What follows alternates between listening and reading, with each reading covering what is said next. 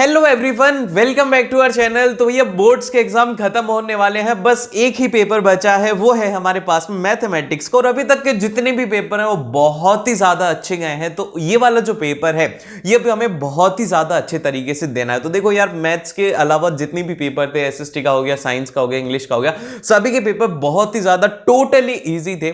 तो ये जो मैथ्स का पेपर है ये भी ईजी होगा, लेकिन ये जो लास्ट मिनट टिप्स है ना, ये आपके डेफिनेटली एग्जाम के अंदर मार्क्स को इंप्रूव करने वाली है। तो ध्यान से देखना। तो देखो, सबसे पहला पॉइंट और सबसे इंपॉर्टेंट पॉइंट, जो कि अभी बहुत सारे स्टूडेंट हैं जिनको डाउट है, इस पॉइंट को डिस्कस करूं उससे पहले आप सभी को थैंक यू, जिसने भी मेरे को बर्थडे विश किया था। और उसके लिए बहुत ही ज्यादा, मतलब कि बहुत अच्छा लगा कि आप लोगों ने बर्थडे विश किया, आपको याद रहा, तो उसके लिए थैंक यू सो मच। अब देखो, जो सबसे पहला पॉइंट है और सबसे इंपॉर्टेंट पॉइंट है, क्योंकि मैं जब कमेंट सेक्शन चेक कर रहा हूं तो बहुत सारे स्टूडेंट को लग रहा है डर कि भैया मैथ्स का अगर पेपर हार्ड आ गया तो, और भैया हमसे एग्जाम के अंदर क्वेश्चन सॉल्व नहीं हुए तो, हमने आंसर गलत निकाल दिए, हमारी सिली मिस्टेक होगी, तो भैया क्या होगा, हमारे मार्क्स कम आ गए तो क्या होगा।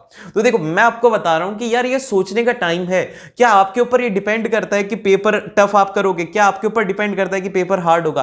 क्या आपके ऊपर डिपेंड करता है कि जो क्वेश्चंस है कि वो आप डिसाइड करोगे कि आप पेपर टफ आएगा या इजी आएगा? जैसे भी क्वेश्चंस है वो आप थोड़ी डिसाइड करोगे। आपका काम क्या है? आपका काम है पढ़ना। और ये छोड़कर के आप ये सोच रहे हो कि पेपर कैसा आएगा, तो यार ये काम है सीबीएसई का, और सीबीएसई ने ऑलरेडी पेपर डिसाइड कर लिया है। और जो भी होगा वो बहुत ही ज्यादा अच्छा होगा। आपको पेपर के बारे में सोचना नहीं है, और जो आपने पढ़ा है अभी तक वही एग्जाम के अंदर आएगा, और आप डेफिनेटली अच्छा स्कोर करने वाले हो। ये पॉजिटिव एटीट्यूड रखो। अब यार तुमने इतने सारे एग्जाम दे लिए, अब बस लास्ट का एग्जाम है, इसमें भी क्या डरना? बोर्ड्स दे लिए तुमने भाई, बोर्ड्स पास कर चुके हो तुम लोग। अब इसके बाद में आता है अगला पॉइंट, जो कि है हमारे पास में कि हमें पढ़ना क्या है, क्या पढ़ना है एग्जाम के लिए। जैसे कि हमारे पास में एक दिन है या फिर एक रात है, तो हमें पढ़ना क्या है भैया, कि हम लोग जो जैसे कि वो क्वेश्चंस है, आरडी शर्मा के क्वेश्चंस करें या फिर आरएस अग्रवाल के क्वेश्चन करें, क्या करें भैया? अब तो देखो, एक बात बताऊं, अभी आपके पास में है टाइम कम, तो इस टाइम के ऊपर आपको नई चीजों को नहीं ट्राई करना है। ट्राई ही मत करो कि आप आरडी शर्मा कर रहे हो, आप आरएस अग्रवाल कर रहे हो, इधर उधर जाकर के लाइव मैराथन अटेंड कर रहे हो, इन सभी के अंदर होगा आपका टाइम वेस्ट। तो इसीलिए मैथ्स के अंदर अगर अच्छा स्कोर करना होता है ना, तो मैथ्स के अंदर आपको करनी होती है प्रैक्टिस, प्रैक्टिस, प्रैक्टिस। और प्रैक्टिस के लिए सबसे बेस्ट जो बुक है ना, वो सिर्फ और सिर्फ एक है, जो कि है हमारे पास में सीबीएसई की खुद की एनसीईआरटी। एक बार इसको कर लो बस, इसके बाद में तुम्हारे को अच्छे से समझ में आ जाएगा। और जब एनसीईआरटी कर लो ना, इसके बाद में पीवाईक्यूज के ऊपर मूव कर जाओ, ठीक है?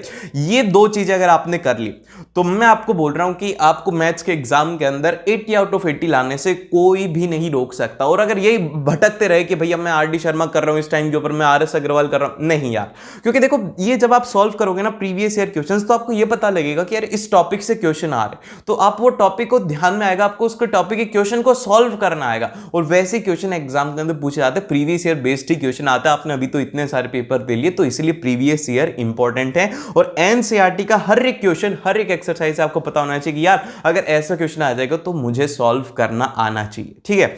अब ये होगी बात। अब इसके बाद में अगली जो बात है ना मैथ्स के एग्जाम के अंदर, वो है टाइम मैनेजमेंट की। क्योंकि बहुत सारे ऐसे स्टूडेंट होते हैं जिनका कि पेपर टाइम पर कंप्लीट नहीं होता और पेपर छूट जाता है, कंप्लीट ही नहीं कर पाते।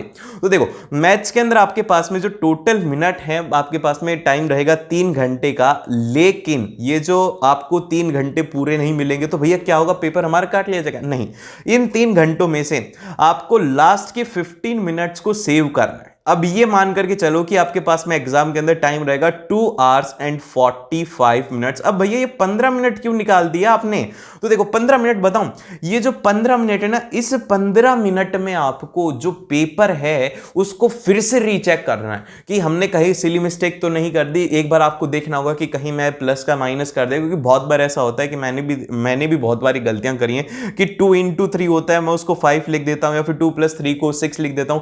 ऐसी गलतियां एग्जाम के अंदर होती हैं। तो इसीलिए ये सब जो आपकी लास्ट की 15 मिनट है ना, इसमें बहुत सारी आपको ऐसी छोटी छोटी मिस्टेक्स दिखेंगी जिससे कि आपके मार्क्स कट सकते थे। तो आपके पास में अब टाइम रहेगा 2 घंटे 45 मिनट का। और अब भैया 15 मिनट कम हो गई तो अब टाइम कम हो गया? नहीं, आपके पास में टाइम रहेगा। अब ये जो टाइम कहां से आएगा? ये टाइम आएगा आपके पास में वो जो हमारे स्टार्टिंग का जो रीडिंग का टाइम है ना, ये वाला टाइम बड़ा ही इंपॉर्टेंट रहेगा इस पेपर के अंदर। मैथ्स के अंदर सबसे ज्यादा इंपॉर्टेंट है रीडिंग वाला टाइम। टाइम। अब रीडिंग का जब टाइम होगा तो इसके अंदर आपको सबसे फर्स्ट में क्या करना है कि जो चॉइस वाले क्वेश्चन है उसको डिसाइड करो कि कौन सा क्वेश्चन आपको करना है। क्योंकि देखो जब आप क्वेश्चन को सॉल्व करोगे तो आपको ऐसा नहीं होना चाहिए कि यार एक ये पार्ट था और उसके साथ में और के अंदर दूसरा पार्ट था, ये दो पार्ट थे और आपको लगा कि यार ये फर्स्ट वाला आसान है, इसको सॉल्व करो, और जब सॉल्व करने लग गए तो बीच में आकर के अटक गए, तो इसको काटोगे पूरा, फिर उसके बाद में इसको स्टार्ट करोगे, तो इसमें क्या होगा, तुम्हारा टाइम जो है वो बहुत ही ज्यादा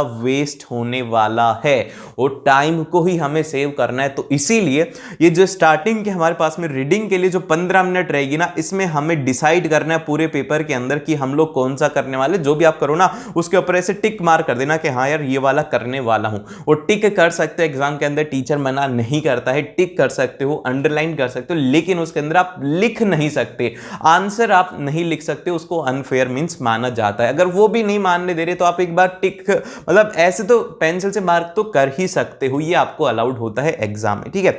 रीडिंग की 15 मिनट बहुत ही ज्यादा इंपॉर्टेंट है यार, क्योंकि देखो जब तक आपको ये नहीं पता लगेगा ना कि आपको क्या करना है, कौन सा चॉइस करना है, तो उसमें आधा टाइम वेस्ट हो जाएगा कि यार ये वाला करो, ये वाला करो, तो वो स्टार्टिंग की आपको याद रखनी है, ठीक है। और फिर इसके बाद में जो नेक्स्ट पॉइंट आता है, ये देखो यार, ये है एक टॉपर की आंसर शीट है, इससे रिलेटेड मैं कुछ बातें तुम्हें बता ही देता हूं कि तुम्हें एग्जाम के अंदर करना क्या।